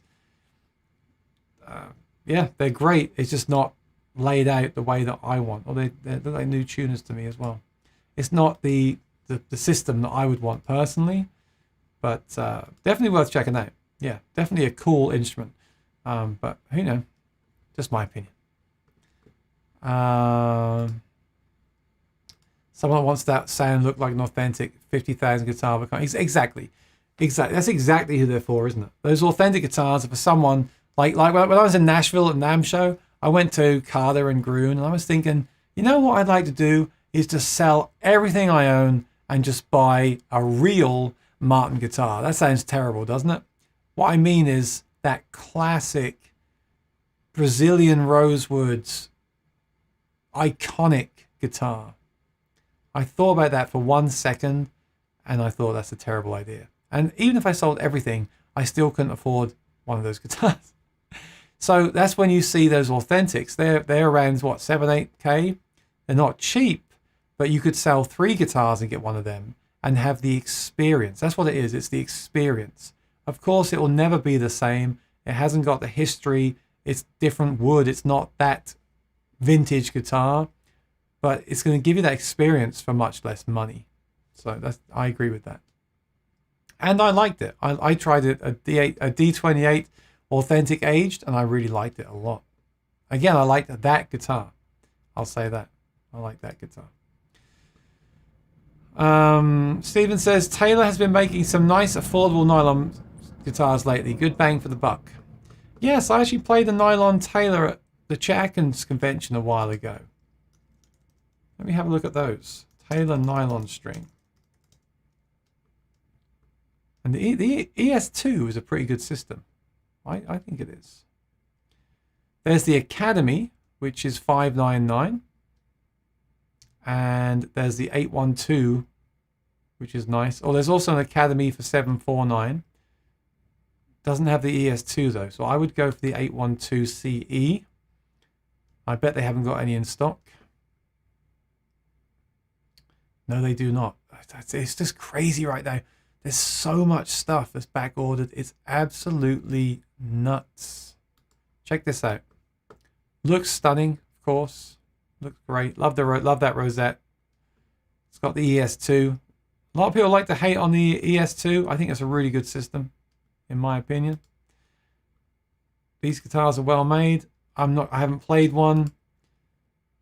Taylor, I've played some really great Taylors at NAMM. I've also played some that I don't like as much. They seem a bit stiff to me, some of them. So you definitely want to check them out before you buy one. But having said that, it's all about the bracing as well. This isn't V-brace, right? This is a different bracing for the nylon.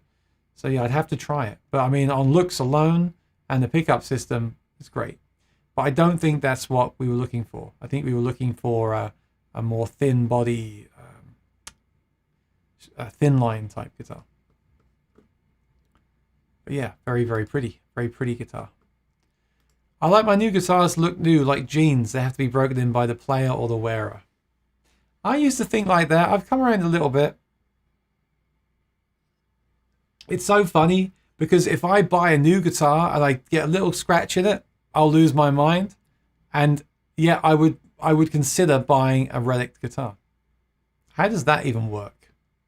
I think it's just me. Lee agrees. Can I sing boring song, please? Your song? I'm sorry, I don't know what that is. Is that your song or is that a famous song? But no, so the way I have my schedule is Mondays I talk about Martin guitars. Thursday I shop. I become like a shopping assistant. Thursdays we do Q&A about gear and talk about the week's news. Sunday I sing songs, but I'm sorry I don't know that song. Ricardo says, "Hi Aaron, I bought the CEO7 from an individual online. It arrived with marks and the binding becoming unglued in 4 spots. That's not good." You know, we've talked about buying used before. Where did you buy it from? Was that from Reverb? You have to be careful buying used. Like if you know the person, if it's a friend of yours or even just someone that you've chatted with or seen, if say it's someone we've seen on the forum or a YouTube channel, that's one thing. But when you buy from someone and you don't know them, of course things can go wrong. It's why I like Reverb, because they'll usually stand behind that stuff. If you reach out, they usually put the buyer first, which can be a problem for sellers as well. But yeah, that's not acceptable. If they say there's no marks and it has marks and the binding coming off, that's no good. And I guess at that point you either decide, do I ask for some money back and have it fixed, or do I just return it? That's obviously the big. We spoke last week about buying used, and the thing about buying used is you can get some killer deals. If you're lucky, you can get some great. Oh, look at that! If you're lucky, you can get some great deals. I quite like that actually. That probably gives you a headache, right? The thing is, you can get some great deals, but of course, buying used. And if you buy from someone you know, it can be fantastic. But if you don't know the person, you gotta look at their reviews, what people have said about them. You've got to ask all the questions, because to some people, a perfectly clean mint condition guitar is perfectly clean mint condition, and to some people, a perfectly clean mint condition guitar is covered in scratches, and that's just the way it is, unfortunately. Yeah, that's a tune. I will check out the Yamahas. Thank you. Yeah, you know, I always say this and I feel so weird saying it, that I don't have that emotional connection to Yamaha like I do with Martin, even though some of my heroes did play Yamaha guitars. But I'll always say they're probably the best value for money instruments you can ever get, because they are. That's just a fact. So I'd always look at them first as like the benchmark. I'm enjoying my Michael Kelly Rick Turner N6 semi-hollow guitar. Very cool. I've heard great things about Rick Turner guitars. I never played one. Ricardo said, for what it's worth, I love the guitar, but it had to go back. Yeah, because then you start to worry, like, what else is wrong, right? Is something else wrong with it? Something else they didn't tell me about? That's the problem. Old says, Takamine crossover nylons with cool tube pickup systems are really nice. Great guitars, but pricey. Yeah, that's another thing I haven't tried, the cool tube system. Whenever I pick up a Takamine in a store, they feel kind of overbuilt and heavy. Would you agree with that? And that might make them really good for the stage, of course. But I need to really try one properly. So let me see if they've got one on here. Yes, they do. So let's give them some more options, shall we? Check out this. Oh, yeah. Look at the variation. Isn't that nuts? Why is that completely different color? Am I missing something here? 4 pounds 2 ounces, all the way up to 4 pounds 9 ounces, and completely different looks. Wow. Yeah, the Cool Tube is a very well-respected preamp. It's got your tuner again. Takamine make great stage guitars. Just ask Garth Brooks. And it comes with the hard shell case. You see what I'm talking about, Jasper? That looks like a great quality case to store a guitar in. I just wouldn't want to take it to a gig because it's so heavy. But it will be protected. Is that mahogany? It looks like it. That's a cool guitar, actually. I like that. And the price is good on these things too. Oh, they do. Okay, they do the 6 string, they do 12 string and nylon string. Let's just see what the woods are here. Oh, cedar top and sapelli back, laminated side. Oh, really? Laminated? I'm surprised. Now, just be careful with cedar, because if a guitar doesn't have a pick guard like this, and you use a pick, cedar will wear really quick if it's not a glossy finish. That might not bother you. You might be just relicking it. But just bear that in mind, that it will wear. So you might want to get a clear plastic pick guard, or you might want to... It might not bother you if you just play fingerstyle. Probably be absolutely fine. But if you play with a pick and this was steel string... Actually, a friend of mine used the pick on nylon string, so just bear that in mind. When you look at cedar tops, I've had some that have worn instantly. Right, instantly. Old says, Takamine crossover nylons. Oh yeah, we just did that one.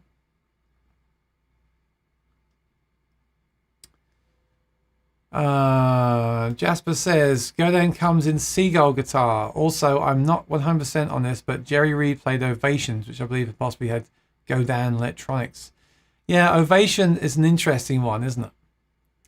Ovation, they were such a great design at the time, and some people now still like them. I know Mike, that guy Mike, the famous YouTuber from the pizza place, Mike Massey. I don't know how you say his name. But I know he plays them. And actually, when he played one, it sounded good. But be careful, because when I heard him and it sounded good, he actually had it going through the mic as well. Always bear this in mind when you're listening to demos. Body is walnut, yes. Sides and back, yes. Nylon strings, yeah. Yeah, Bill, that is a cool looking good. That's definitely, like I said, anything Yamaha is worth considering. They just incredible value, incredible quality. Pros about Cool Tube is you can yank out the preamp and plug in a different model. Yeah, they actually make like interchangeable preamps, and you can change your preamp. I'm surprised I'm not more into that idea. It's kind of a cool idea, and it's all analog, right? Now, is that really a con that the preamp's in the side of the guitar? Is that a con? A lot of people hate it now. A lot of people are saying, no more holes in my guitar. I want the pickup in the guitar in the sound hole control with the sound hole controls. I personally believe it can be great. If you watch someone like Tommy Emmanuel and you're playing on stage, even if you have that foot pedal board we spoke about earlier, the way you can just reach over and turn up or boost your treble or boost your bass or tune, I think those side controls are useful on a stage instrument. I agree they don't look as good on a regular guitar you play at home because it looks ugly, doesn't look as cool doesn't look as traditional, does it? But I do think they have their purposes. I do think some people can really benefit from them. If you buy a guitar that has that and you never touch them, of course, that may have been a mistake. But, you know. Treat your guitar the way you want your guitar the same when you play it. Guild are also making some nice nylon string guitars in more of a jazz and folk style with narrow nuts and flatter radius fretboard. Yeah, people keep talking about Guild guitars. I still haven't played them yet. I just haven't seen any. The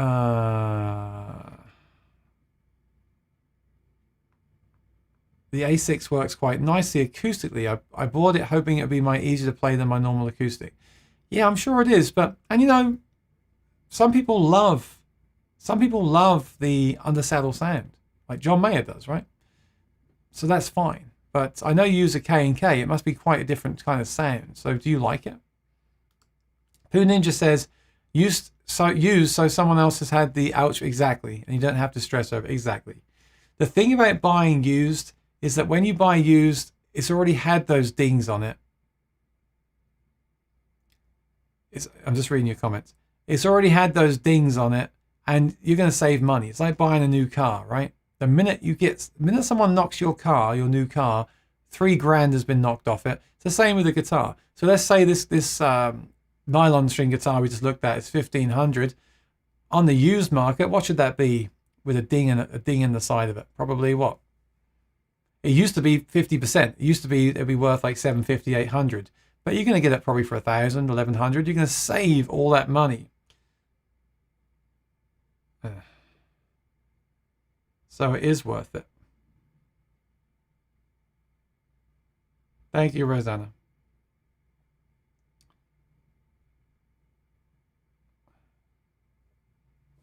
Yeah, so you're going to save money instantly. I've had some good experience. Talking about used gear, I've had good experiences and bad experiences. I'm just laughing here because I never want to dwell on this stuff. I just think it's hilarious. I didn't have any moderators on my channel. And I just reached out to Rosanna and Lee because they're often here. And I just said, would you mind being a moderator? And, can you help me out with that? And it's just it's hilarious because I didn't get any spam comments. And now I've got moderators. I'm getting spam comments every time. But just know this, if you spam, they're sitting there waiting to block you. Okay. So go ahead. Thank you, Rosanna. Great job. I've lost my train of thought. Yeah, buying used. If you've got a friend selling used and they tell you it's fine, it's definitely worth doing. Oh. Yeah, it's done. Lost my train of thought now. Obviously, if you've got a friend selling a guitar and give you a good price, of course, it's worth doing. It's not worth, well, it's worth taking a risk otherwise, but just ask the questions. It's very frustrating sometimes how, hey Lee, I'm going to block you in a minute. It's very frustrating how sometimes you'll message someone that's selling a guitar and they just put one picture, right? They put one picture on there. And that picture is, so I'm really trying now just to stay on focus and not think about this other stuff. Hang on. So, have you seen these ads lately where you get one picture of a used guitar for sale? And you're like, well, that's a fair price and I want one. So I message them and I say, hey, so what's the actual condition? Like any marks, scratches, any fret wear? You get really specific because you need to know this stuff. And they just write back and say, well, there's a picture. It's fine. I mean, look at the picture. You think to yourself, well, do I really want to buy from you? Like you can't even reply in time. You can't tell me what the actual condition is.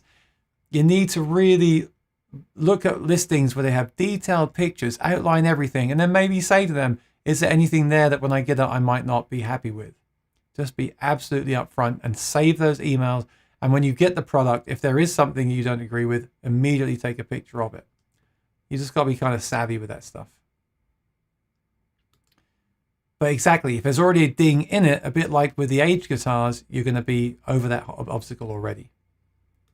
B-Stock is also great. Yeah, a friend of mine bought a Tone Dexter from Sweetwater. It said used, and it looked brand new. Saved a bunch of money. I've bought my first Ditto, the little looper pedal I reviewed recently. I bought that used too to save money, and it had scratches all over it. And I liked it so much, I actually sent it back and bought a new one. Then you might think I'm crazy, but the price wasn't that much different. And it had all these scratches on the screen, and I liked it so much. This is why I'm not saying nuts. I liked it so much, I wanted a new one because I liked it that much. And I knew that it wouldn't get that scratch when I used it. So just ask those questions. Look at the pictures. Bruce Springsteen uses Takamine. Yes, he does. Their classicals are really good for the money. Their other guitars as good as well. Not very easy to find at local dealers. Yep, I don't see them very often. What about just the DM Pro Mag? What, magnetic sound hole? So sound hole pickups like the M80 that I reviewed for LR Bags is very good. The downside for me of a sound hole pickup is it's visually unappealing to me, unless it's tiny. Even then, I don't want it in the sound hole. I like to use a feedback buster, so that makes that an issue at times. And they have that magnetic sound of an electric guitar. They don't, and so, also if it's not humbucker, you can get noise. So there's several reasons why I don't like them. The plus of them, of course, is that you can use them in multiple guitars. So they do have their place, but they're not my go-to. The blend on the A6 works well. Yeah, I imagine if you blend that neck humbucker with the piezo and EQ it, it can sound very good. Yeah, I'm sure. But I would like to see them use that new system they're talking about with that guitar. Bill Hall Songs. Bill, are you new here, Bill? Good to see you. If you're new, subscribe, ring the bell. A little more on those Yamahas. The NTX3 is made in China, around 1300. The NTX5 is made in Japan, and around 1900. I have a quick thought on that. I have the red label right now, which is a mahogany guitar with that same atmosphere pickup system. I originally bought the Japanese version from Guitar Center, and it was fantastic, but it has a wooden pick guard that picks up pick noise. So I returned it, and I wanted to get actually that was also damaged. that was damaged. I don't know if that was a floor model or not, but it had a crack in it. They offered me money back. I said, no, I don't want it. Again, right, what else is damaged here? So I sent it back, and then from Sweetwater, I got the 3 version, which is made in China, and I swear they're identical. Like the woods are the same, everything to me, the build, I couldn't tell a difference. It's really impressive. They use the same stuff. Okay, the nut and saddle are not bone. Still sounds like a great guitar, I will say that. And it's using a simple plastic pick guard, which I think is better. It's smoother, so that it doesn't pick up that extra noise. So, you know, I can be a bit of a gear snob. As you know, I have a YouTube channel about gear. But in that instance, I actually went with the cheaper one, more affordable option, because it has that pick guard and it was better for my playing. If you play fingerstyle, you might prefer the grip of the wooden pick guard. But yeah, I personally don't see much difference in quality between the two. NTX5 might be hard to get right now, just like the Yamaha full classicals made in Japan are not easy to get right now. The virus caused a lot of problems for the Yamaha factories in Japan. Yeah, I heard about that. And everywhere, right? Like I said, it blew my mind today. PRS guitars at Sweetwater are not available. They are all sold out, and most of them coming in are already purchased.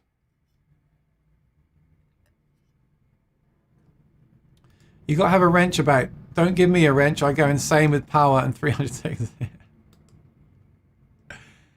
Well, I do have to pick the moderators carefully, Vu Ninja. I don't want you to go crazy and just kick everyone out, do I? I'm sure you wouldn't do that. For sure. Yes, I did. Well, thank you for subscribing. I really appreciate it. And thank you for being here, Bill, because this is about me and the chat and everyone just giving their opinions. I do feel like I never want to sit on the fence if I can help it. I do feel like people want to hear my experience and my actual opinions. So I hope it doesn't come across that I'm being, I'm trying to kind of dictate the chat or whatever. I'm not. I just give my opinion, and everyone in the chat give their opinions, and we can discuss it between us.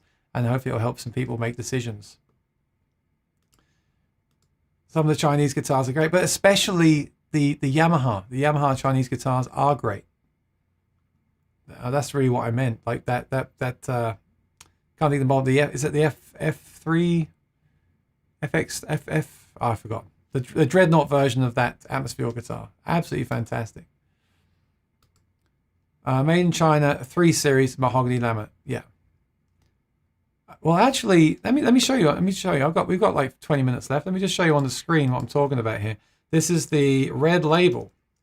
I actually saw these just before they got released at NAMM, and then I got one when they came out.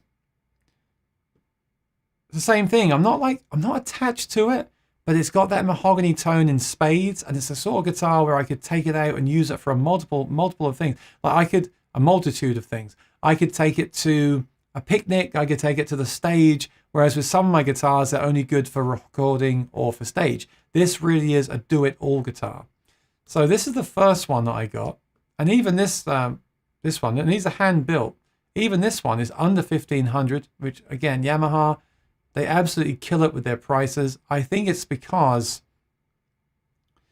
reason is because they have huge factories, right, and resources. That's got to be partly to do with it. So this is absolutely stunning. Look at the wood they're using. It's got an aged top. It's got the bone saddle.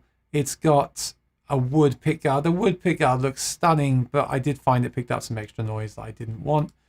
The tuners are great. You know, it's just great. That pickup is a very good pickup system. If someone said to me, I want a guitar that does it all for less than $1,500, I would totally point them in that direction. But what I ended up doing is I went down to the 3 series, and the X is the pickup. So I had the X in there too. There's also a smaller body version, which I think you might like. But I went down to the 3X. Look at that. And I think I got mine for $999. There was a deal on at the time. So $999, and you've got that flat pickguard there. The same pickup, everything the same pretty much, but you will see if you look in the specs, always look in the specs here, you'll see that it's actually a gig bag, not a hard shell case. That does account for a lot of the pricing. And it's got the nut and saddle is this material here, which I'm not sure what that is. It's a synthetic material. But honestly, it just sounds good anyway, so it didn't really bother me. I never changed it. But yeah, that comes with a really nice gig bag. Some people say, oh, gig bag, no. See, Jasper, some people don't want those gig bags. They feel it's lesser quality, less value. They want the hard shell case. What happens with me is I kind of want both. I want the gig bag for the gigs, and I want the hard shell case for storing at home. I think that's a good way to do it. But look, sold out, sold out, sold out, sold out. So if you do see one of these and you're interested, I would go for it. If you're on the market, you've got the money, you're shopping, and you see one, you probably should jump on it. I'm just saying that because I just see everything sold out these days. Crazy. So that is, to answer your question, I'm sure it's not laminate. I'll be surprised if it is because it sounds incredible. It is an ebony fretboard. See, modified scallop bracing. I'm interested in what that is. I'd like to try that on a Martin. It is a top solid Sitka spruce, and the back and sides are solid mahogany. All solid guitar with state-of-the-art. I'm state-of-the-art. It's not my favorite pickup. It's a great pickup. Great pickup. Great guitar. Just over $1,100. I know I sound like a QVC presenter right now, but it's true. I'm just telling the truth. I'm just trying to help people that are shopping. Hey Bob, how you doing? Been a while, my friend. Love your photography this week, as always. All solid. Yes, it is. Yeah. Even the NTX3. Yeah. Thanks, Bill. I mean, you know, the thing is, Bill, I spend so much time looking at gear and researching gear and watching other people's channels. And over the years, I've tested so much gear. I think it's great just to chat about it with everyone. And then we can get different opinions too. Like there's a few things today I heard about which I haven't thought about. So it's really great for that. That used to be the big difference. Yes. And some of the really more affordable stuff from Yamaha is laminate. Like when I reviewed the $300 Yamaha, I didn't realize that is a laminate back and sides. Still sounds really good. Now on reflection, I can hear that it's laminate. It's not the same as solid wood, but for $300, I mean, wow, that's still a great guitar in its own right. I have a lot of respect for Yamaha instruments. I do. Brian's Guitars in Cheshire, Connecticut has loads of the new PRS guitars. They're okay. Yeah, when I say PRS is sold out, I'm talking about Sweetwater. Of course, you can go on Reverb and find them. Of course, you can. Of course. But I'll check that out, Roslyn. Thank you. Connecticut. It's not too far. The NTX3 nylon is solid walnut sides and back, Alex, if that's the one you're asking about. Yeah. Great. Yeah, all the Yamaha stuff is a great deal. And by the way, if you click my Sweetwater link in the description below and you buy something, I do get a commission at no cost to you. Just throwing that out there. You don't have to. Just throw it out there. The FS5 from Japan is solid mahogany with Sitka, I think. Seems very nice. I prefer the LS36 or LS56 tone. They're quite a bit more. Yeah, I'd love to try those LS guitars. And the LJ too. Is it the LJ, the 1624? They look really cool. All great stuff. It's all great stuff. The FS... Oh, Pooh's got to go back to the moon. See you later, Pooh. Thanks for being around. Appreciate it. Ah, Bob, this is cool. I'm so glad I bought my PRS SE Parlor a couple of months ago. Hard to find. Exactly. Stuff now is hard to find. Prices keep going up.